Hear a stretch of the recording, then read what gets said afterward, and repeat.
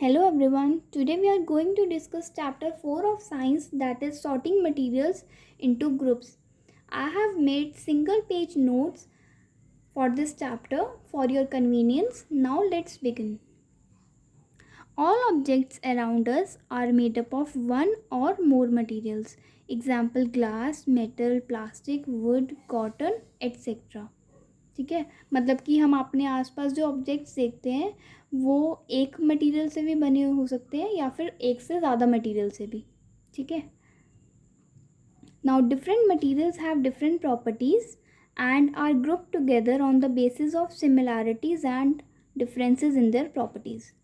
इसका ये मतलब है कि डिफरेंट मटेरियल्स की डिफरेंट प्रॉपर्टीज़ होती हैं. ठीक है, और उनको ग्रुप किया जाता है उनकी प्रॉपर्टीज़ में जो सिमिलैरिटी हैं या डिफरेंसेस हैं उसके बेसिस पे.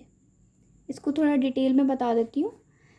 जैसे कि सपोज़ एक ऑब्जेक्ट बना है ए मटेरियल से, ठीक है, दूसरा ऑब्जेक्ट बना है बी मटेरियल से. ओके, ए के अंदर जो प्रॉपर्टीज़ हैं वो बी के अंदर के प्रॉपर्टीज़ से डिफरेंस भी हो सकता है उसका, और ए की प्रॉपर्टी और बी की प्रॉपर्टी में कुछ सिमिलैरिटी भी हो सकती है. एग्जाम्पल ले लेते हैं हम एक.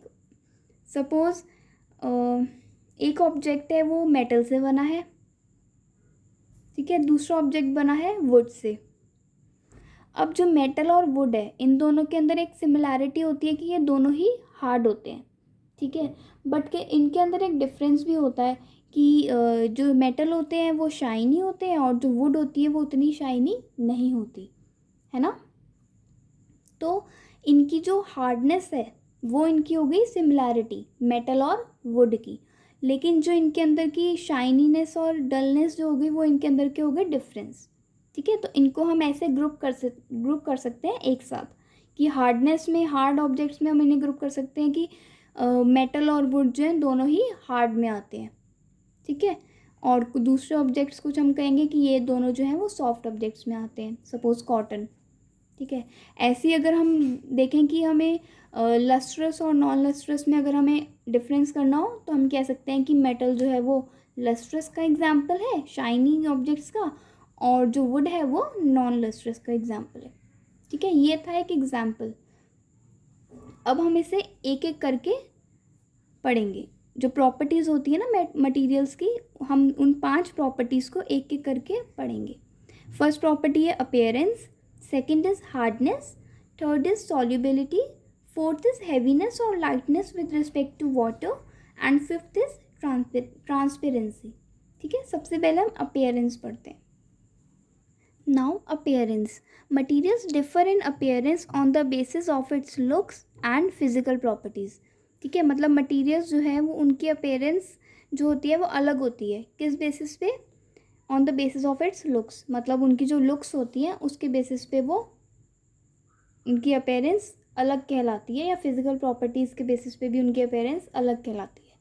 ठीक है, जैसे कि लस्ट्रस और नॉन लस्ट्रस. ठीक है, अब दिखने में मेटल जो है वो शाइनी है ना, तो वो किस में आएगा? लस्ट्रस में. और वुड जो है वो नॉन लस्ट्रस है, हमने पहले भी डिस्कस किया, क्योंकि वो डल अपीयरेंस में आता है इसलिए वो नॉन लस्ट्रस ग्रुप में आता है. ठीक है, तो इसकी डेफिनेशन हम देख लेते हैं. Materials that are shiny in appearance are lustrous while other are non lustrous. ठीक है, example iron, copper, gold, aluminium, ये सब आते हैं लस्ट्रस में. और कुछ मटेरियल्स जो होते हैं, कुछ मेटल्स जो होते हैं वो अपनी शाइन जो है वो लूज़ कर देते हैं और डल अपीयरेंस में आ जाते हैं कभी कभी. क्यों? क्योंकि एक्शन ऑफ एयर और वाटर की वजह से. ठीक है, मतलब मॉइस्चर के कांटेक्ट में आने पे कुछ मेटल्स जो है वो अपनी शाइन लूज़ कर देते हैं. ठीक है, तो ये हो गया डिफरेंस लस्ट्रस और नॉन लस्ट्रस में. अब हम देखेंगे रफ़ और स्मूथ. आपने देखा होगा कि कुछ सर्फेसेस जो होती हैं वो स्मूथ होती हैं बिल्कुल, ठीक है, और कुछ जो होती हैं वो रफ़ होती हैं.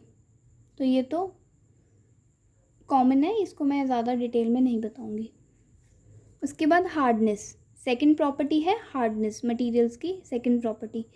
हार्डनेस मतलब कि कोई चीज़ हार्ड है या सॉफ्ट है. ठीक है, इस बेसिस पे हम 2 में डिवाइड कर देते हैं ऑब्जेक्ट्स को, हार्ड और soft. Materials which are difficult to compress are called hard. Example, iron. Materials which can be compressed or scratched easily are called soft. Example, cotton या sponge. ठीक है, मतलब कि जो ऑब्जेक्ट्स को हम इजीली कंप्रेस या प्रेस कर सकते हैं उनको हम कहते हैं हार्ड, जिनको हम कंप्रेस या स्क्रैच नहीं कर सकते इजीली उनको हम कहते हैं soft. Now on the basis of solubility, objects can be grouped as soluble और इनसॉल्युबल. सॉल्युबल का मतलब होता है ऐसे सब्सटेंसेस जो कम्प्लीटली डिज़ोल्व हो जाएं वाटर में, ठीक है, या कम्प्लीटली डिसअपेयर हो जाए. और इनसॉल्युबल सब्सटेंसेस का मतलब होता है ऐसे सब्सटेंसेस जो मिक्स ना हो वाटर के साथ, ठीक है. Substances that do not mix with water and do not disappear even after we stir for a long time. मतलब कि जो ना मिक्स हो वाटर के साथ और ना ही डिसअपियर हो बहुत टाइम तक, स्टर मतलब मिक्स करने के बाद भी, ठीक है. अब हम सॉल्युबल सब्सटेंसेस के एग्जांपल देख लेते हैं, जो कि है salt, sugar, vinegar, lemon juice, oxygen. ठीक है, सॉल्ट और शुगर जो है ये सॉलिड सब्सटेंसेस हैं, और विनेगर और जो लेमन जूस है ये लिक्विड सब्सटेंस है, और ऑक्सीजन जो है वो गैस सब्सटेंस है. ये सब जो है वाटर में मिक्स हो जाते हैं, इसलिए इनको हम कहते हैं सॉल्युबल सब्सटेंसेस. ठीक है. अब ये जो ऑक्सीजन होती है ना, ये वाटर में मिक्स होती है, ठीक है. सीज, ओशंस में आप देखोगे ये वाटर में मिक्स होती है, तो ये बहुत इम्पॉर्टेंट होती है सर्वाइवल के लिए, प्लांट्स के लिए भी और एनिमल्स के. ठीक है, प्लांट्स और एनिमल्स के सर्वाइवल के लिए बहुत ज़रूरी है जो वाटर में रहते हैं.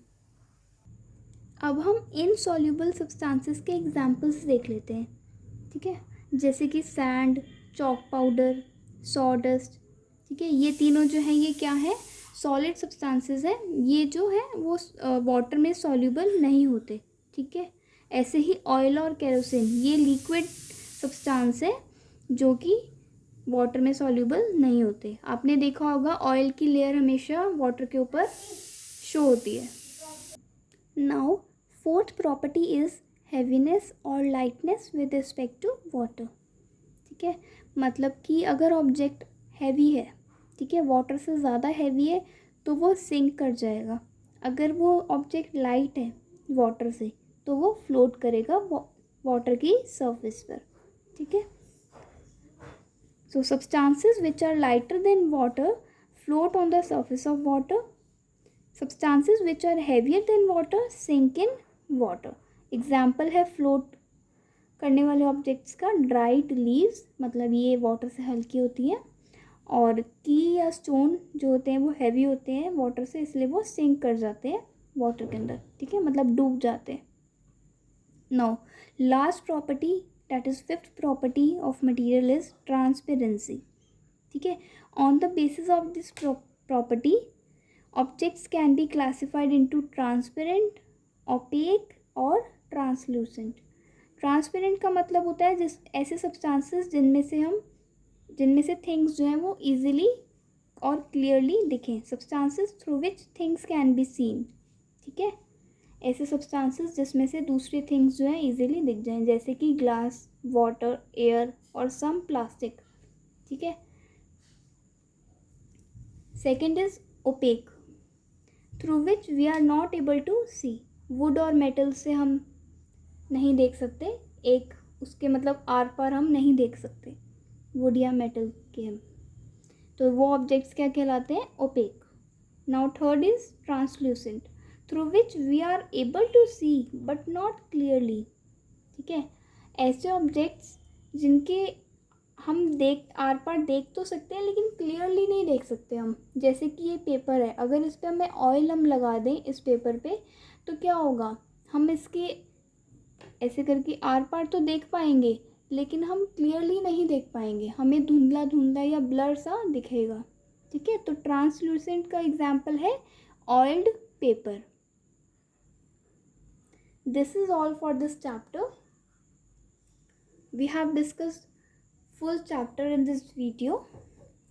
First property was appearance, on the basis of which we can classify the objects as lustrous or non-lustrous. ठीक है. और अपीयरेंस के बेसिस पे हम रफ़ या स्मूथ भी कह सकते हैं। ठीक है। सेकंड प्रॉपर्टी थी हार्डनेस। हार्डनेस के बेसिस पे हम हार्ड या सॉफ्ट कह सकते हैं ऑब्जेक्ट को। सॉल्युबिलिटी के बेसिस पे हम सॉल्युबल या इनसॉल्युबल कह सकते हैं। हैवीनेस के बेसिस पे हम फ्लोट या सिंक कह सकते हैं। और ट्रांसपेरेंसी के बेसिस पे हम ट्रांसपेरेंट, ओपेक या ट्रांसल्यूसेंट कह सकते हैं। ठीक है। हम एक एग्जांपल लेके फटाफट से देखते हैं कि उस मटेरियल में इन सब में से क्या प्रॉपर्टीज़ हैं। ठीक है। जैसे कि सपोज़ मेटल जो है लस्ट्रस है। ठीक है। शाइनी इन अपीयरेंस है। स्मूथ सरफेस होती है उसकी। ठीक है। रफ़ या स्मूथ में से वो स्मूथ है, रफ़ नहीं होता। उसके बाद हार्ड है मेटल। ठीक है। वो सॉल्यूबल नहीं होता, इनसॉल्यूबल है। ठीक है। Metal is insoluble in water. उसके बाद वो हैवी है वाटर से, इसलिए वो फ्लोट तो बिल्कुल नहीं करेगा, इसलिए वो सिंक कर जाएगा। ठीक है। अब ट्रांसपेरेंसी के बेसिस पे देखें तो मेटल क्या है, ट्रांसपेरेंट नहीं है, ट्रांसलूसेंट भी नहीं है, वो ओपेक है। ठीक है। ऐसे ही हम दूसरे एग्जांपल्स भी देख सकते हैं। अपने आप ट्राई करना और देखना कि आपको ये चैप्टर कितना समझ आया। कोई भी क्वेरी हो तो आप मुझे कमेंट बॉक्स में पूछ सकते हो। And if you like the video please share it with your friends. Thank you so much.